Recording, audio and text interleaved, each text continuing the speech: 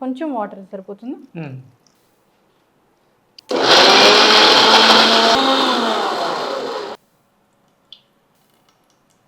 So Guruji చాలా చక్కటి బూడిద గుమ్మడికాయ జ్యూస్. అంటే ఎసిడిటీని తగ్గించడానికి మనకి మిరియాల పొడి కూడా చాలా అద్భుతంగా ఉపయోగపడుతుంది. సో 1 లెమన్ కొంచెం ఒక హాఫ్ పెట్టుకోవచ్చు.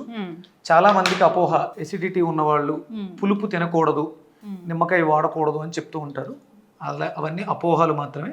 నిమ్మకాయ అద్భుతమైనటువంటి యాంటాసిడ్, దాంట్లోంచి వచ్చే ఎండ్ ప్రోడక్ట్ ఏదైతే ఉందో చాలా అద్భుతంగా పనిచేస్తుంది. ఓకే కొంచెం. అలాగే మిరియాల పొడి 1/2 టీ స్పూన్, అంటే కొంచెం అంటే ఏదో చిటికెడు వేసుకున్నట్టు కాదు, అది కంపల్సరీ వాడాలి.